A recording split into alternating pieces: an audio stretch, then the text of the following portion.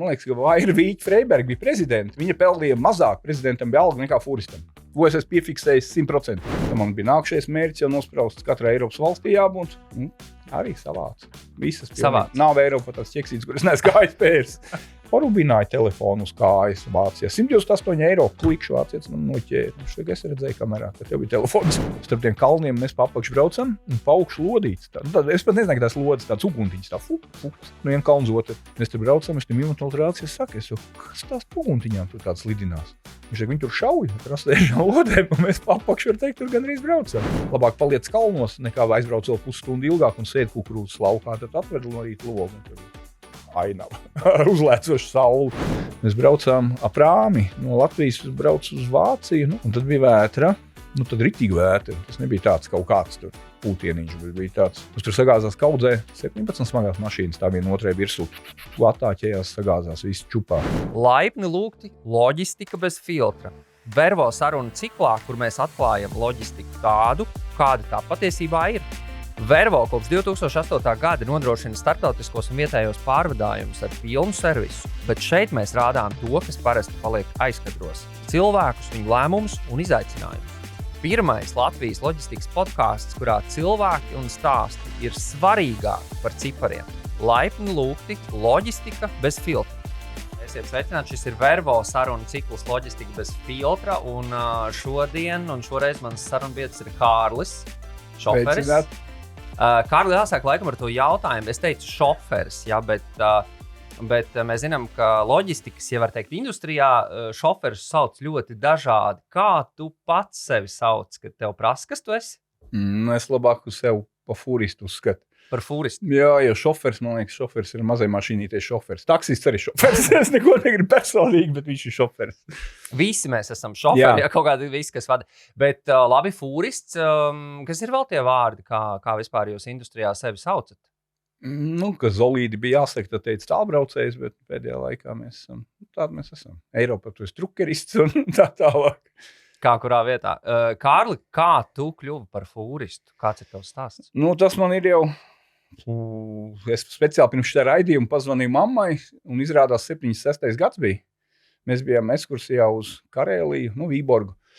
Un ar Žiguli braucām tajā laikā un stāvēja krustojums. Mēs savu Žigulīti sēžam tur, 5 gadu laikam, tur vai 6 bija iznāk. Un sēdējām un blakām apstājās Somijas. Cits nevarēja būt Somijas smagā mašīna, lielā Volvo, kāds melns. Un sēdēja vīriņš iekšā, bārdu, cigārs. Melnā maikā un tā lūrēja uz mums no augšas. Es domāju, tas ir vīrs, uz to man ir jāiet. Un tad es īstenībā visu to dzīvi mērķiecīgi tam pakārtoju. Gāju uz tehniku mācīties pa automehāniķu, ne jau tāpēc, lai būtu kaut kāds inženieris, bet, lai zinātu līdz mielēm to braukšanu. Tad bija PSRS laiki, tad tu nevarēji tikt ārā tāpēc, ka nebija partijā. Un tad tu atlikām uz to laiku, kā beidzās, kā bija iespēja, tad uzreiz dabūji savu E-kategoriju, un principā es sāku darboties lēnā garā. Tad tu esi, nozarē varētu teikt ar pieredzi jau. 25 gadu tālbraukšana ir tā tīrā tālbraukšana, ārpus Latvijas saucam. Tāda ir, jā, 25 gadu kaut kur ir. Ļoti interesanti, kas ir tas, kas tevi uzrunāja pēc tam no praktiskā viedokļa šajā darbā, jo droši vien viena lieta ir tā, tas tavs stāsts ar to tālbraucēju, kas uz jums tur skatījās, kas varbūt bija tāds iedvesma vai impulss. Jā, rītīgais tas bija. Bet kāpēc tu paliki joprojām tajā darbā, un kas tev ir tas, kas tev uzrunā? Man reāli patīk tas, ka mainās visu laiku tev skats aiz loga. Man nepatīk tā prom apakaļ, man vajag citi pieraduši braukt prom apakaļ. Viņi, kur zina visu, viņiem patīk. Man labāk patīk, es nezinu, kas būs aiz līkuma, katru reizi. Un tā kā es sāku jau braukt, jau tā patstāvīgāk, tā man bija nākšais mērķis, jau nosprausts katrai Eiropas valstī jābūt. Arī savāds. Visas pilnīgi. Nav Eiropā tās ķeksītes, kuras neesmu gājis pērs. Kuras varbūt ir tās valsts, kur visbiežāk tu esi bijis, vai tu esi padomājis par to?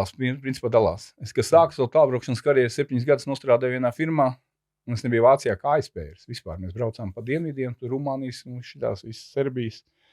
Un tā kā tas vecais loģists tajā laikā teica, viņš tā kā īstā naudas pelnīšana sākās te, braukšana pa Vāciju, tā ir tikai vizināšanās pa Eiropas autobāģiem. Vai ne, jābrauc tur, kur var arī nopelnīt naudu. Jā. Par fūristiem un, kāds saka, arī tālbraucējiem ir visādi mīti, vai ne? Reizēm. Kas ir tie mīti, ar ko tu pats esi saskāries un kas tavuprāt, kas varbūt atbilst patiesībai, kas pilnīgi neatbilst patiesībai? Viens no tiem, man liekas, ir viegla nauda. Tagad vēl nesen tikko man iznāca tāds stāsts. Braucām slēpot tikko Ziemassvētkos uz Slovākiju, uz Jasnu. Un draudzene brauc pie stūris, vieglo mašīnu. Mums parasti viņi brauc tā līdz polijas robežai. Tālākais viņi atbrauc, es saku, redz, ja tu brauktu smago, tu būtu nopelnījis tur kaut 7-6 eiro iznāk. Kā tur rēķina vidēji par tām cenām. Viņi tās izkāp, viņi saka, viegla nauda.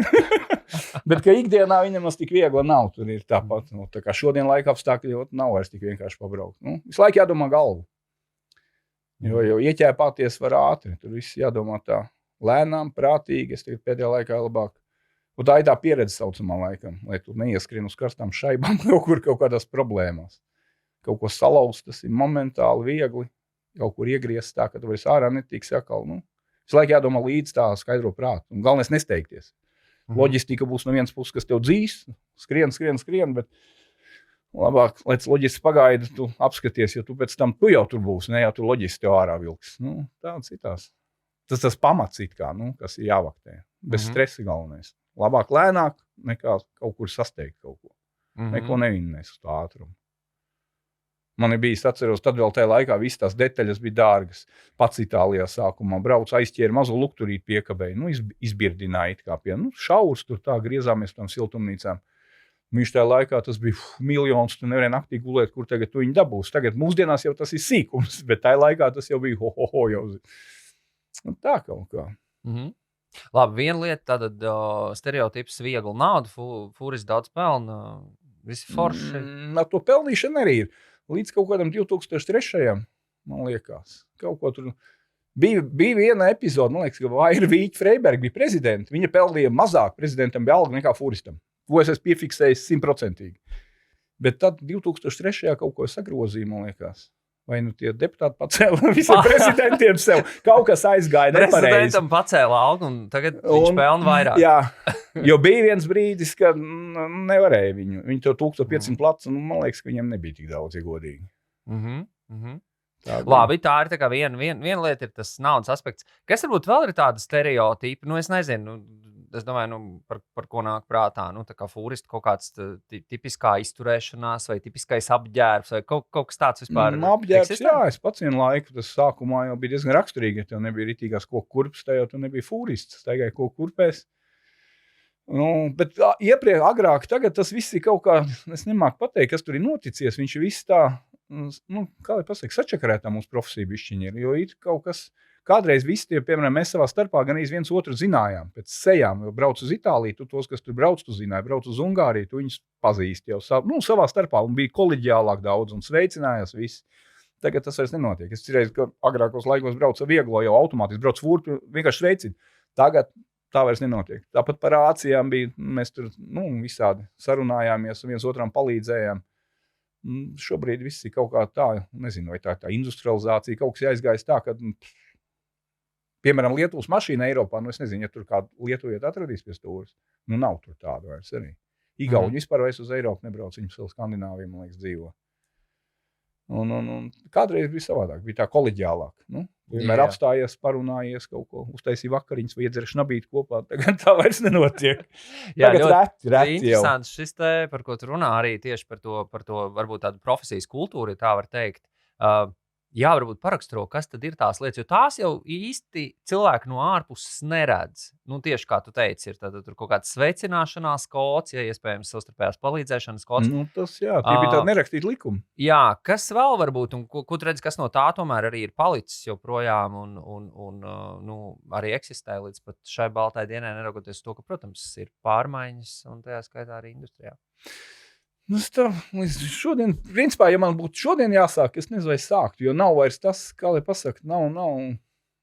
Tad mūsu profesija, man liekas, ir degradēta īstenībā, tad tālbraucēji. Viņi ir aizgājusi kaut kā, viņi ir tāda uztaisīta apmēram, kurš māk stūrēt, tas var pabraukt. Tagad. Tajā laikā bija tā svarīgāk. Tu arī, kad atbrauc mājās, tu jūties tā. No katra reisa, ja bija kāds smagāks reis, tu atbrauc, tu jūties tā kā no kara atnācis apmēram. Kad tu esi izbraucis vēl kādu sarežģītu valsti, tas bija tāds sajūta, jā, tā bija tāda. Tu esi atgriezies. 2 nedēļas, tad ir reizes ar ilgāk, bija robežas. Tur jau. Latvijas ārā braucot, tas 2 dienas stāvēs, lai es vispār Lietuvā iebrauktu. Tā kā nebija jau tā, prats, prom apakaļ. Tur bija, viss savādāk bija. Es neteikšu, ka neinteresantāk. Man liekas, pat tur bija savu rutīnu, bet tas bija atkal, tas to maksāja. Tad bija vairāk naudas nekā tagad, tas ir 100%. Bet tu arī pieminēji tātad, ka ik viens, kurš prot vadīt kravas auto, tagad varbūt fūrists bez mazā, jā. Šobrīd tā ir. Bet kas varbūt ir vēl tomēr tās svarīgākās lietas, tās kvalitātes cilvēkam, vai, kā mēs tagad sakam, gudri kompetences, lai tu tiešām varētu to darbu darīt labi, tavuprāt, tavā pieredzē? Tev jāzina, ir apmēram tas ceļš, ja tu galīgi tagad redzi, mūsdienās jau ir navigācijas, tā kā mēs sāku, piemēram, tāds vispār nebija. Mums katram bija atlas kaudze mašīnā, Itālija 3 daļas, ziemeļ, dienvidā un vidus, tāds grāmatas speciāls atlas. Un braucām pēc atlasiem un ņēmāmies, un tur jau uztrenēja savu prātu, diezgan tu zīmēm sekoja līdz. Tagad jau griez pa labi, griez pa kreisi, tu tik lai, tu bišķiņ jau paliec tāds cirvī. Un tas bija pilnīgi savādāk, tev bija tā sajūta, jau bija, iedzīta tāda. Tagad jau, man liekas, tas viss ir tā jāizjūt. Tur nevar tā griezt pa labi, pa kreisi. Mēs jau redzam to savu pieredzi, skatāmies līdzi. Bet, ja tu klausies galīgi tam, tev ir tiesības ir, tu griezt pa labi, griezt pa kreisi, tu vari iebraukt šeit kinostudijas sētā un paliks. To izbeigsies. Bišķi tā visu laiku kaut kā jādomā līdzi. Tas ir viens. Tu zināji, Eiropa savādāk. Es tagad arī, piemēram, daudz lietas es braucu, man nevajag to navigāciju. Man vajag beigās viņu atrast. Tāpat varējām atrast visas rūpnīcas, firmas, tāpat visu atradu. Labi, es piemēram, pats no savas pieredzes zinu, ka es jau beigās tādā Itālijā sāku grēkot. Es aizbraucu līdz tai pilsētai, mums tās lapiņas uzrakstīja tā adresi, un tad tu sāc, nebija arī ne mobilie telefoni, nekādi tādi ar kartēm. Tad tu sāc, es jau pēdējā laikā jau paliku tik nekaunīgs, ka man vajadzēja atrast pirmo policistu kādu, vai žandarmu policistu. Vai karabinieri, es rasu klāt, viņam to lapiņu sāk īdēt, ka man ir problēma, un rāda to lapiņu. Viņš apstās, 99% viņš iekāp savā mašīnā, viņš tik braucam. Viņš aizvedīs tev līdz firmai, ieslēdz mirga galks parāda rekuru, un tu esi brīvs. Bet es to sāku jau izmantot. Es pat negāju, varbūt tā firma ir aiz stūri, es pat negāju skatīties. Es tikai ieraugu, viņš jau klāt, vai problēma. Piegāda ar šiku. Jā. Tad arī redz, braucot no mājām ārā, loģistika arī. Viņi pirmkārt neredzēja, kur ir mašīna. Nekas šitās visas darbības nebija. Mēs braucām no mājām ārā, mums bija 2 lapas. Viena lapa, kas tev jāiekrauj, piemēram, Latvijā, kaut kur kāda krava. Un otra lapa jau te bija, kas tev Itālijā jāpaņem, piemēram, uz mājām apakaļ. Tu izbrauc no garāžas jau 2 lapām. Ja tev sanāca tur problēmas, tad jau vajadzēja faksus meklēt uz vietas. Tur bija vesels cirks. Tas nav tagad pazvan planšetē un rekur. Vai loģiski paskatās, tu pabrauc garām 100 metru padu apakaļ. Tas bija pašam viss jārisina uz vietas visu laiku. Ja kaut kur ieķēpājās, tad tur bija sarežģītāk. Jā. Tāpēc arī daudz prātīgāk visu darījām un skatījāmies īstenībā.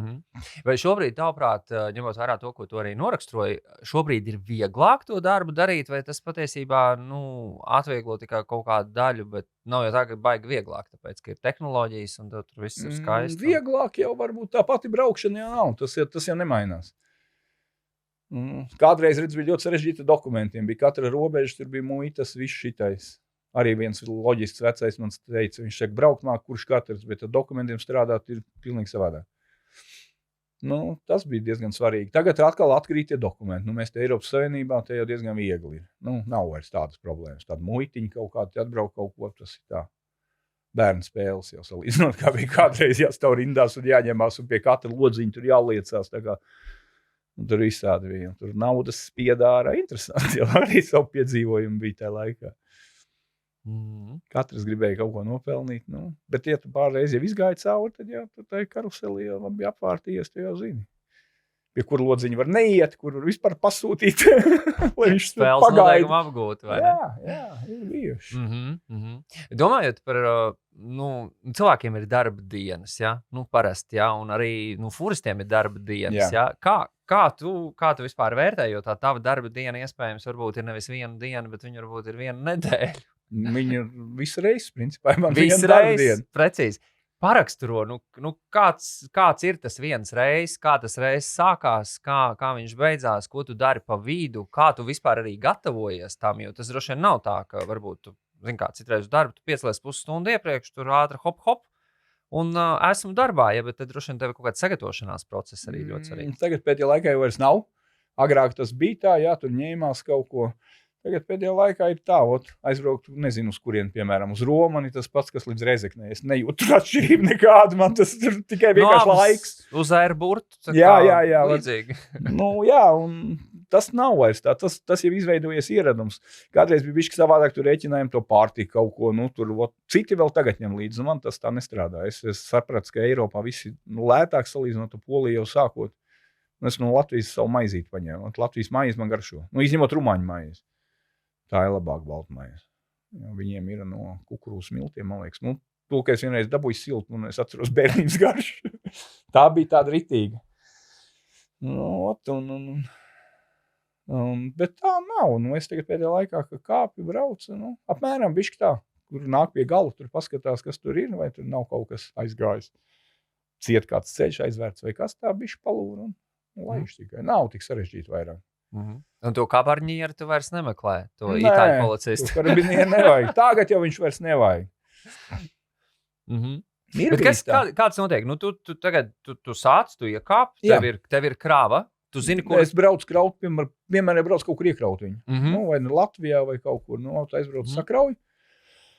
Tad tur viņi redz loģistiku, vienmēr mēģinās savus piegādes datumus tur ņemties, bet tas arī nestrādā baigi. Tā loģija, ja viņš ir loģisks tas datums, tad ir ok. Citreiz jau ir tā, ka tev šodien jāiekra un pēc 2 dienām jābūt Romā. Tur arī jau bišķiņi. Tāpēc it kā to sauc par loģistiku. Jā, bet viņi jau brīžiem ir neloģika jau. Tur arī neloģistika jau aiziet, jo nevar jau tas ceļš ir ceļš, tur tos apstākļus neviens nevar tev nogarantēt, kas notiks. Viens būs apgāzies uz sāniem, un tu visu dienu sēdēsi uz tā ceļa, tāpēc, ka viņš ir ciet. Un tu esi iebrauc, un to nevar tā baigi prognozēt. Es par to vairs vispār galvu man nesāp. Es necenšos par to vispār domāt, kas būs rītā, rīt būs rītdien. Tā, es nedomāju priekš baigi tālu. Rīt būs rītdien. Labi, tu tagad esi ieradies punktā, tu uzkrāvi krāvu. Jā. Kas notiek tālāk? Sākam braukt. Braucam. Aiziet, sapildam degvielas un braucam prom.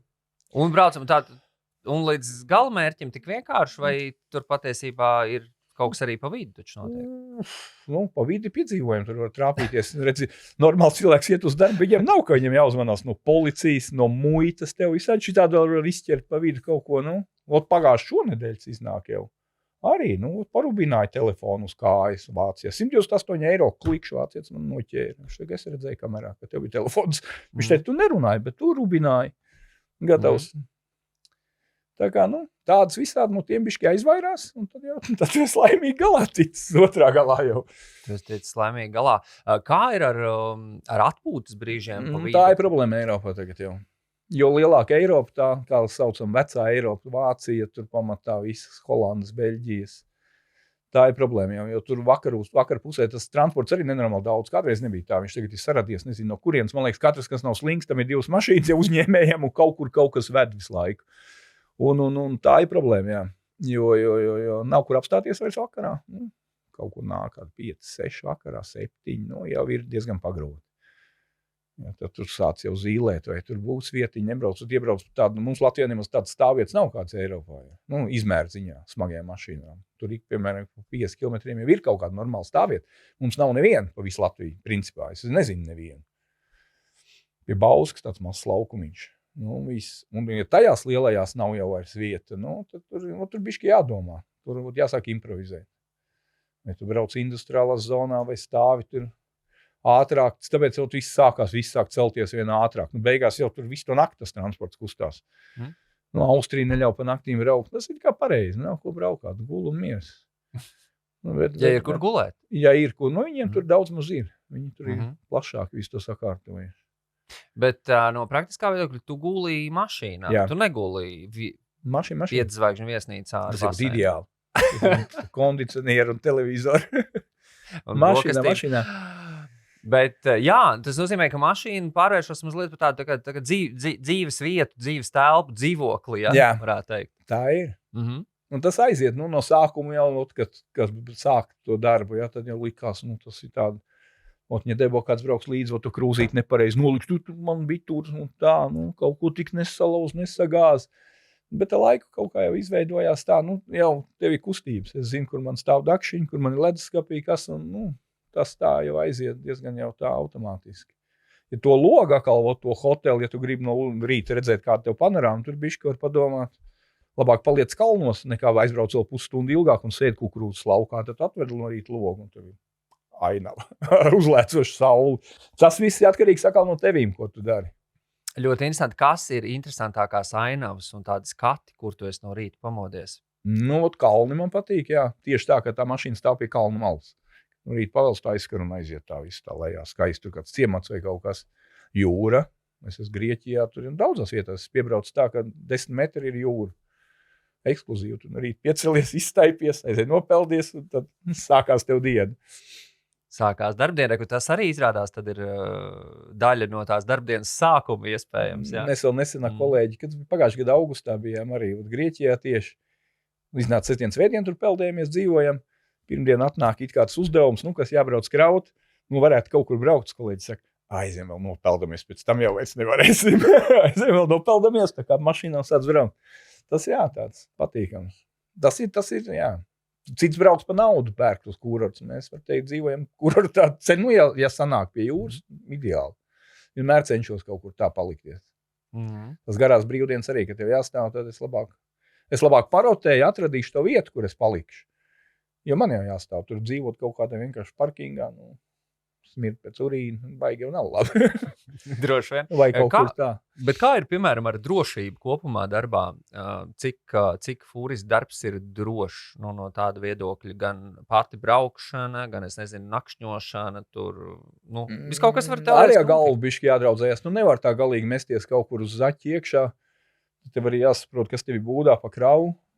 Nevar ar kaut kādiem televizoriem būdā braukt, piemēram, kaut kādā, nezinu, meža stāvvietā, un es tev pagulēšu. Tur ir tā, bišķi jādomājas, laik līdzi. Bākas, lai tev būtu nepaņemtu, kāds nepasūkt. Tur bišķi jāpavaktē. Bet ja tā, tā arī pieredze atkal. Ja tu tā uz zaķi iebrauks kaut kur, iekritīs uzreiz diezgan ātri. No Viļņas līdz Klaipēdai 100 punktu iekritīs. Nevajag nemaz tālu braukt. Ja tu pa nakti paliksi tajā posmā kaut kur uz autobānu, tur var sanākt jautri jau. Ir tāds vietas, kur cenšamies vispār negulēt.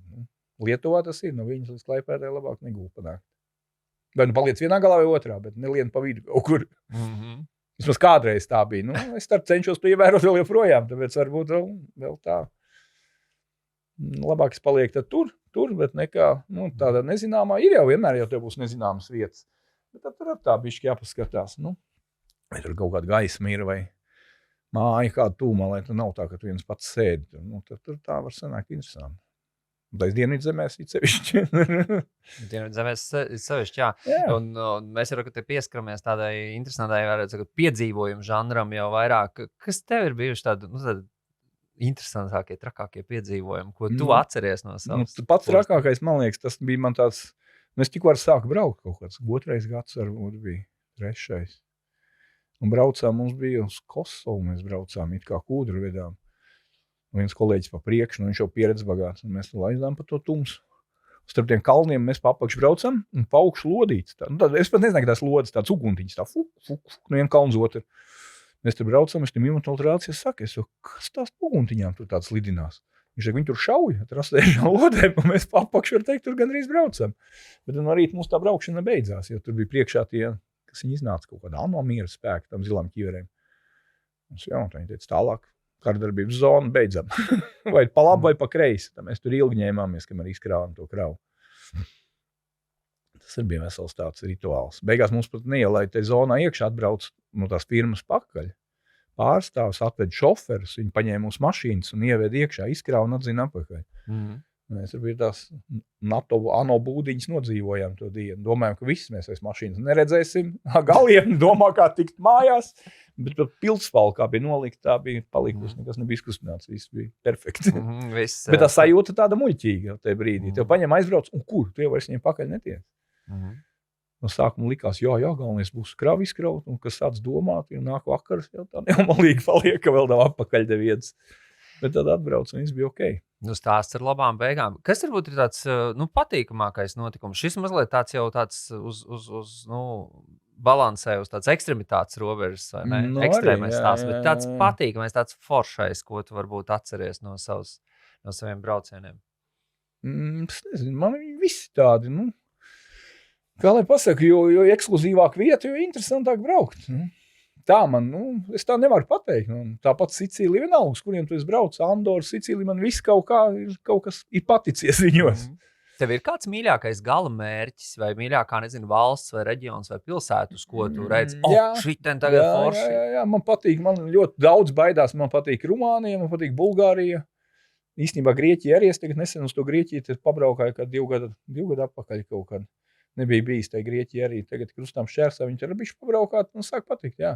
Skandināvijas vienā firmā izbrauc 8 gadi, visu arī. No viena polāra loka līdz otram. Tur arī interesanti, bet tur atkal ziemā ir tā jau.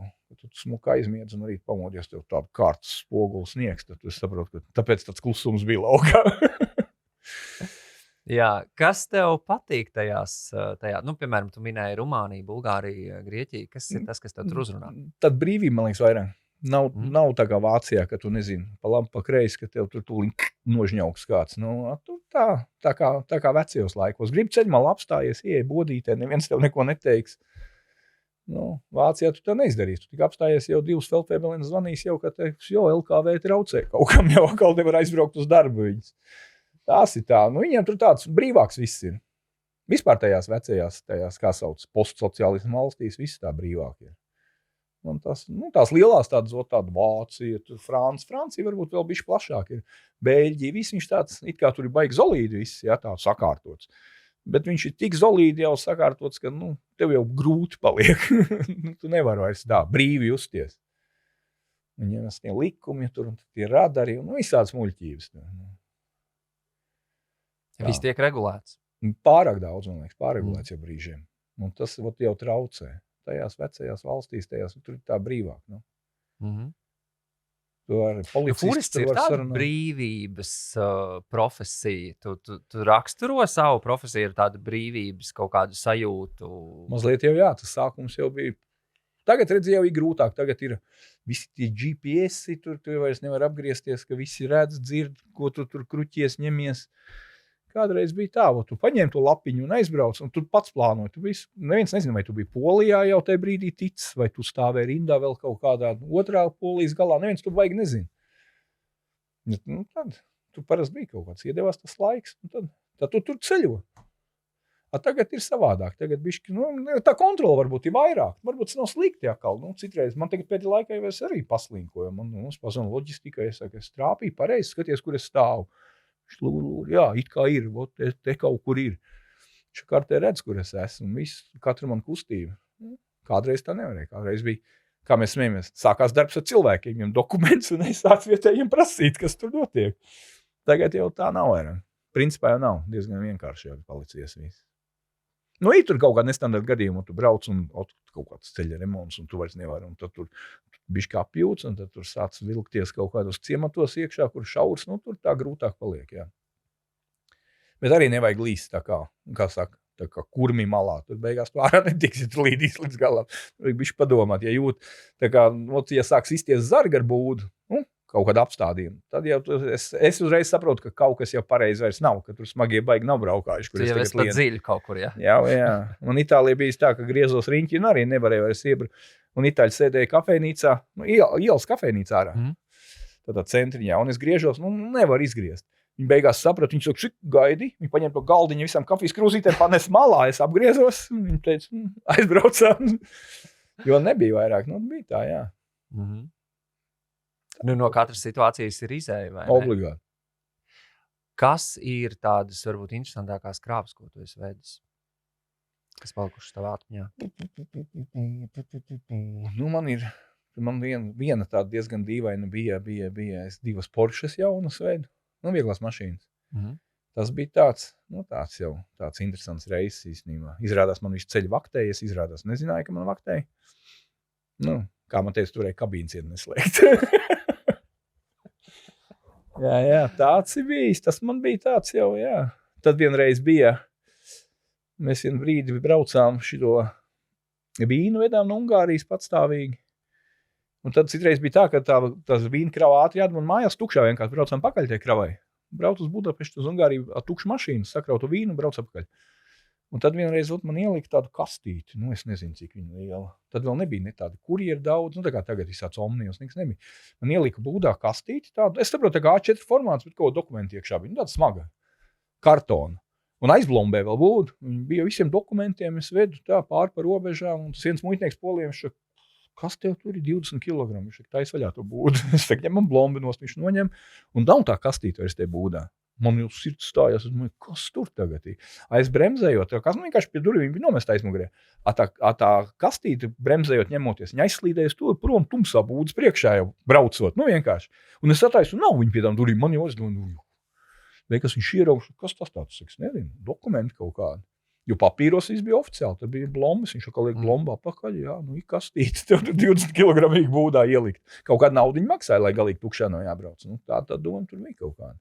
Tā kā DHL mēs izpildījām kaut ko tādu, laikam, tai reizē. Kastīt, kur tomēr atradās beigās. Tas sākums bija, man ar mutu sauc. Es attaisu, nav. Es domāju, kā nav? Es pats viņu redzēju tikko vēl tur 2 stundu apakaļ. Jā, tā bija aizslīdējusi tur prom pa to tumsu. Tas bija tāds pilnīgi šoks. Es domāju, kā tā. Jā, tā, tas krāvs ir daudz un dažāds īstenībā. Tur grūti pateikt, kas tāds. Tu vienmēr zini, ko tu vedi? Nē.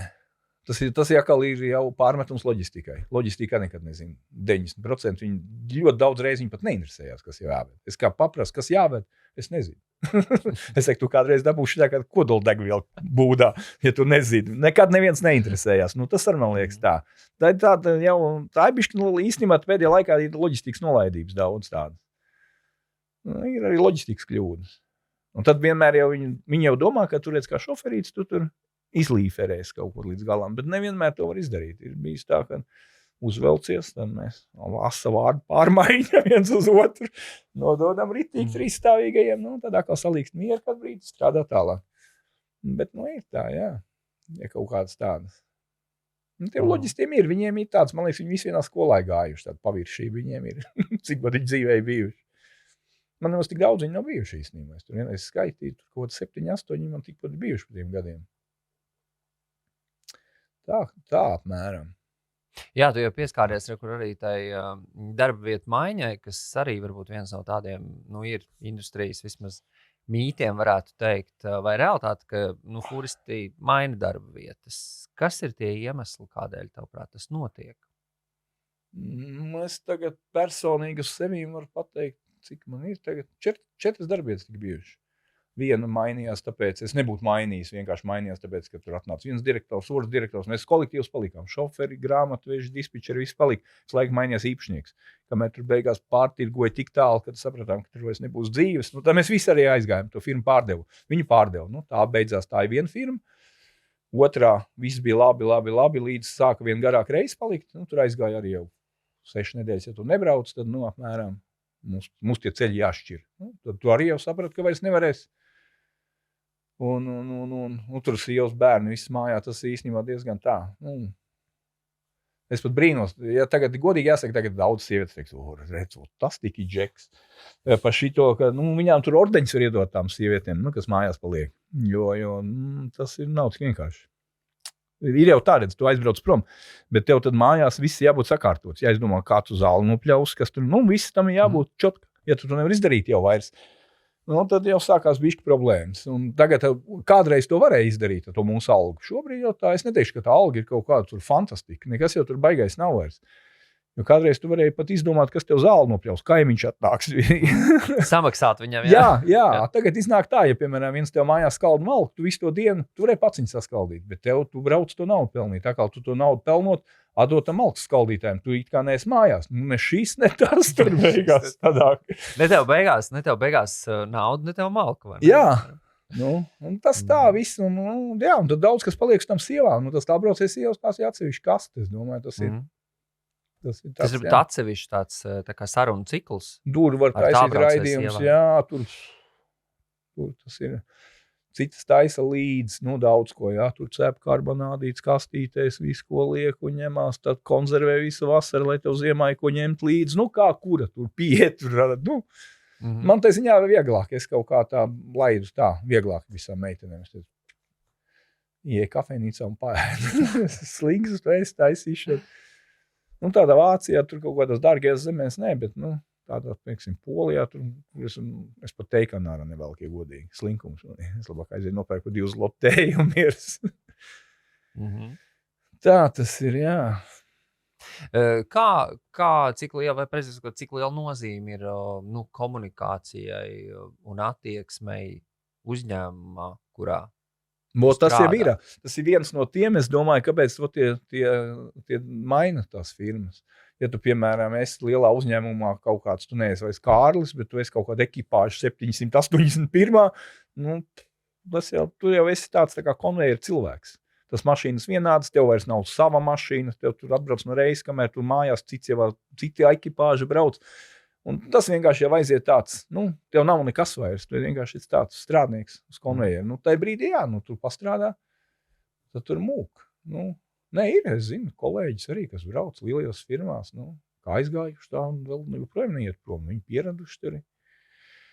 Tas kā kurš ir iesācis. Mums jau, man piemēram, visi uzņēmumi, kur es strādāju pa dzīvi bijuši, līdz kaut kādam 10, 12 mašīnām, tāds sajēdzīgs, vārdos tu pat zini visus un tā, tāda ne mini, bet tādu uzņēmumu. Tur nav tā, ka tur pa 50, 60, 200 un 700 mašīnām. Ir jau tur Lietuvas kompānijas, mums Latvijā arī ir. Tu paņem tur, vispār nezinu. Ne rīt, ne vakar, aizēj noliec dokumentus un viss. Un tevī arī uzreiz tā attieksme nav personīga, privāti tā, tur šefs pazvan, kaut vai uzlamā tev. Bet, tur ir, arī tā ir komunikācija. Jā, ir arī. Tu esi kaut kāds jau tur ekipāžas numurs un tu vēlns viņus. Tā viņi tur pa katru arī čakarējās klāt, tur kaut ko, tur ieskrāpēt, tu bišķi kā izķēri. Ne, viņus arī var saprast, jo tādā lielā kolhozā tur palaidīs, pašplūsmā, tur no tās mašīnas vraks palikt pāri pēc mēnesi. Ja tur sāks katrs darīt, ko grib, tur bišķi viņi jākontrolē ir. Bet mums sādā, mums redz tavu mašīnu, tu pats paņi rūpējies, domā, vajag remontēt, nevajag, un tur tā šitā. Tur jau viss iet plānveidīgi tāds, robots. Liels robots. Liels robots. Tu pieskāries arī mašīnu markām. Cik tev ir svarīgi konkrēti automašīnu markas? Laikam jau ir. Es visu savu dzīvi, principā, nobraucu ar Scāniem. Principā, tikai Scāniem. Un tagad pēdējos 5 gadus man Mercedes ir. Un es tagad laikam, ja man būtu jāizvēlās, es vēl nezinu. Jo visi kādreiz par to Mercedes tur teica, ka vai. Bet nē, Mercedes man nav nevainas. Viņam nedrīkst ļaut pašam braukt, bišķi viņš jātrenē ir, bet viņš brauc labi. Ja visi saka, Mercedes ierauga kalnu, viņš uzreiz apstājās, nobīstās. Nē, tā nav. Viņam vajag bišķi neļaut viņam ļaut. Nevajag ļaut Mercedesam pašam darīt kaut ko. Vajag viņu bišķi pamocīt. Viņš iet ļoti labi. Nekāda vaina. Fūristi arī dalās kaut kādās grupās pa automarkām. Līdzīgi kā vieglo automašīnu šoferis tur dala reizēm. Jā, tādi, kas aizstāv Volvo, tur nenormāli. Tas ir, jā. Pateiks, ka Volvo slikts, tur uz kaut kādu prāmu, te vēl jūrā iemetīs beigās. tur ir tādi, kas brauc, kurā autofirmai tikai, piemēram, tāda marka, tad viņi tur krīt un ceļās pa viņām. Bet, tā kā pastās kopēm, ir jau tās ir klasa augstākas mašīnas. Un tāpat Scānija viņa vienmēr ir bijusi dārgākā, pati pa sev viņa dārgākā. Un pa velti viņa dārgākā nav, tāpēc jau viņa ir dārgākā. Bišķi tā kvalitāte laikam ir labāka. Jo ir. Tur tādas, piemēram, teikt, ka nāc uz Iveco, es nebraucu. Es tajā firmā nestrādāju taču. Renault, man tas neuzrunā galīgi. Bet tas ir laikam ir kritērijs, jā arī. Un tu prasīja par tiem šoferiem, ka izvēlās, jā. Man pateikt, nāc uz Iveco. Tad es nezinu, kas viņiem jāmaksāja. Nē, pareizi, man viens vecs kolēģis teica, dzen kaut ēzelu uz Itāliju, ja tev normāli maksā, brauc ar ēzelu. Kāda starpība, jā, bet, tad es nezinu. Bet ir tādi, jā, no kuriem man tā. Es, kad pats dzirdu tos nosaukumus un uz osādu ceļās, nav. Tie plasmas gabali diezgan lieli tomēr. Tie materiāli, viss tas jau ir tāds. Tāpat gulta matracis elementāri. Tu brauc. Viņš arī tā kā mājās izguļās, viņš ar tev tur sāk izgulēties lēnām. Ja viņš klasa augstāk tā mašīna, dārgāk, viņai tas matracis ir gudrāks. Nav tev tur jāsāk domāt, muguras spiež, jau sāk cauredeli just, visādas problēmas, jau sāk rasties laika. Visur sadzīvē leduskapis ir kvalitatīvāks. Ir daudz lietas tādas gudras sakal. Scānijai es atceros, man ļoti patīk. Tu, piemēram, vakarā noliec mašīnu, tagad augsts laiks, tu saspied pogas, Un, piemēram, lai rīt 5 viņi jau ieslēdzās pat, un viņi sāk sildīt motoriņu. Nu, visu tur kabīnu uzsilst, visu tu atnāc no rīta, tu zini, ka tu 8 būs klāt, viņi jau tur pati visu izdarīs. Mercedesam man nav tāda funkcija, nu, tas man bišķi nepatīk. Tā, kāda vaina būs iespiedz, tu rītā zini, ka tu 7 ies darbu, nu, viņš jau tev visu tur uzsilst. Iekāp, jau krekliņā. Un tagad tu pierūcini gaidi, tas tā muļķīgi. Nu, darba apstākļi ir svarīgi. Nē, nu jā.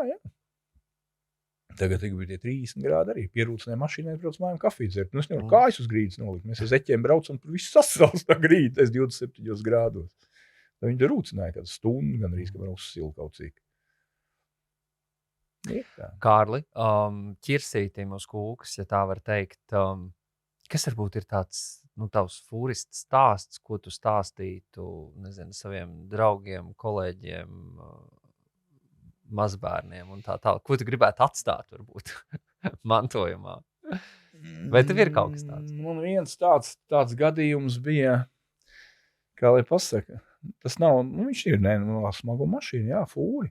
Mēs braucām ap Rāmi, no Latvijas brauc uz Vāciju, nu, brājām no šitās Liepājas uz Travimu, un tad bija vētra, nu, tad ritīgi vētra, tas nebija tāds kaut kāds tur pūtieniņš, bet bija tāds.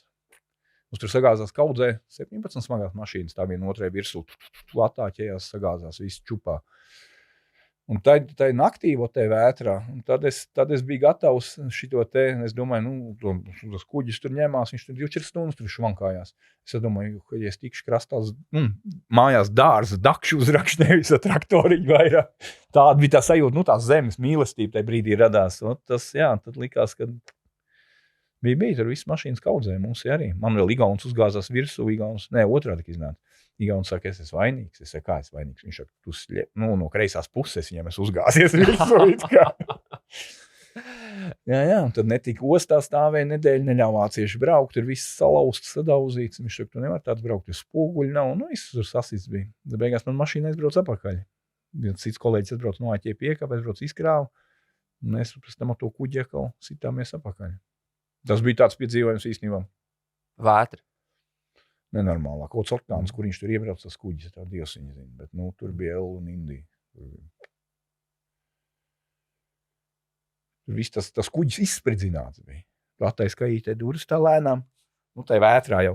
Un tur bendens ūdeni, tie bunduļi, tie 25-trīgie. Tie tā kā čūskas iet uz vienu pusi līdz koridoru galam, pēc tam visu apakaļ. Jo viņiem jāizvairās, jo viņš kā liek pa kājām tais gar zemi. Nu, tur viss pagājis, visas recepcijas, visas kartes, viss tur bija. Tas kuģis bija salauzts, var teikt. Tolets pievēm, tas tur viss ārprātā. Viņa aizslēdz klājas, nu, lai neiet ārā, lai nenoskalo nevienu nost tur beigās. Jautri. Kā Titanikā. Ļāva pīpēt toletē, viņš saka, pīpēt, vienalga tik nelieniet nekur ārā. Tur tie podi ar tai slīpumā, viss tā kā ārā, tur ārprātā gāja. Tas bija tāds, jā, tas bija tās, ka nākšā dienā man pakaus sāpēja. Nu, ritīgi tā, mēs jau tur bišķi padzērām vēl stiprāk. Es domāju, nu, kāds pakaus sāp? Un tad tie kuģi darbinieki ar sēdiem mums kopā nākšā rītā, nu, kā nomierinājās viss. Es saku, man baigi pauris sāp aiz mugurē. Nu, viņš saka, ka tur ir vestibilāris aparāts cilvēkam, un tev viņš laik pārslodzē. Tāpēc jau sāp ne jau no tā alkohola, tev tā galva sāp, tagad tas pakaus. Tā, nu, kad tu visu laiku meklē, nu, ķer līmeni tas cilvēks it kā, kad vei pa to kuģi. Un tas dabūja pārslodzi. Tas bija tāds, jā, tas bija. Kārli, interesanti, tad tavs lielākais piedzīvojums stāsts ir nevis fūrē, bet patiesībā uz kuģi. Nu, tas tāds, jā. Tas tāds, nu, kā lai pasaka, dzīvībai bīstamākais bija. Fūrē jau brauc. To, ja galvu draudzējies, tad jau daudz maz iet. Tad viss ir labi. Varbūt noslēgumā, ko tu varētu pateikt tiem, kuri domā par fūrista profesiju? Nu, piemēram, Vervo komandā vai varbūt vispār loģistikas nozarē. Šobrīd, nu ko? Cietīs ģimene, tas ir viennozīmīgi. Tas ir 100%. Ģimene cietīs. Nu, ja to ir viss samierinājies, ja tev atbrauc mājā, nu, tu ir vēl bēdas, kas piemēram, baigi smagi paliek, ja tev nav, nu, atbrauc, no tev nav, neviens tev negaida īpaši, nu, tad jau priekš kam arī tā braukt vairs mājās, tad tu tur stāc tā kā vilks, tur vientuļais dzīvot kaut kur pa to šosei.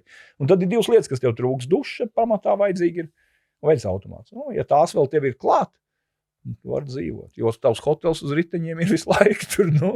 Par naktsmājām nav jāmaksā. Jā, stāvi, kur gribi, kādu skatu izvēlies, vai Eifela torni pa logu vai ko. Tas ir tavs jau. Vai tu paliec kaut kur ārā parkingā, vai iebrauc Parīzē, nostājas, lai tu Eifelu redz pa logu. Var ar tā piebraukt, ja gribi.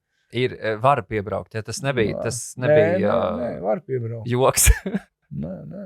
Kādreiz mēs pa nakti speciāli braucām pa to centru cauri, jo it kā ātrāk un Greifelīt. Nekāda vaina nebija. Tā ir, bet es tā nemāku pateikt, ko. Nauda vairs nav tā, kā bija kādreiz. Kādreiz bija, tu atbrauc mājās, tur kājas izdurs vaļā. Atbrauc saimnieks. Tagad tā vairs nav.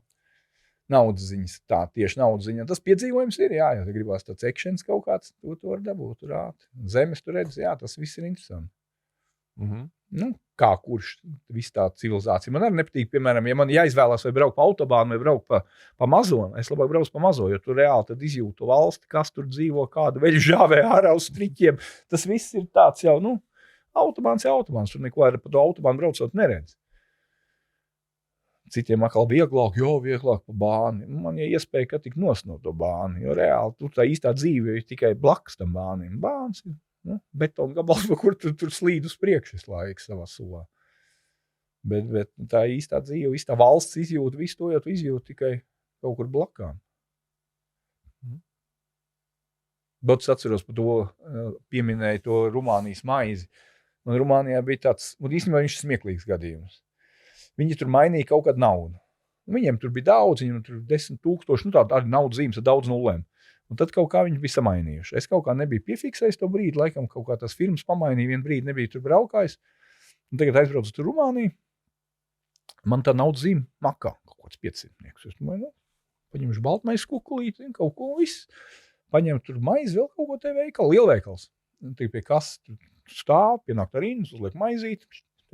Viņi noskanē, vēl tur ko, es iedod to naudu, viņi izrauj, Es domāju, kas tu Es nevaru izdot, varbūt, to 500 pa baltmaizi kukuli iedeva. Tagad viņi tur vēl beigās paceļ to naudu zīmu gaisā. Es domāju, kas tur ir? Viss tās pārējās kases sasāk skatīties. Skatos, apsargs jau atnāk pie manīm nostājās aizmugurē tur, pie tās manas kases. Es domāju, kas tur ir? Izrādās, tas mēram tagad mums ar latiem būtu. Es tagad mēģinātu ar latiem norēķināties kādā veikalā. Viņam viss nomainījies, un tā nauda vairs izņemt un apgrozīs. Es viņu izvilcu no savu maku, tagad 5 gadu mēģinu kaut kādu maizi nopirkt. Viņi atrisināja, protams, kartes samaksāja viss, bet tas sākums bija, lūdzu vadīju un domāju, ka es no mēnesis nokricētu. Ar veco naudu staigā apkārt. Jā. Es taču nebiju piefiksējis, ka viņam tas nulles tik daudz pazud. Tas bija tāds. Droši vien mēs varētu vēl te droši kāds pāris stundas runāt, bet mūsu, kā saka, ētera laiks, ja mūsu uzmanības laiks ir pietojies izskaņai. Kārli, liels paldies par interesantu sarunu. Ņemiet pa labu. Nē, nekas. Nākamreiz runāsim, paņemsim kādu viskiju pudeli, būs vēl jautrāk. Ar skatu uz Eifeļu. Jā, droši. Bet tieši tā, Kārli, paldies tev par sarunu un turpiniet skatīties Vervo sarunu ciklu Loģistika bez filtra, jo nākamajā epizodē mēs runāsim ar autoparka vadītāju par to, kā tad loģistikas uzņēmumā tiek uzturēts un darbojas autoparks un kas tad ir tie interesantie izaicinājumi un lietas, kas jāņem vērā. Turpiniet skatīties.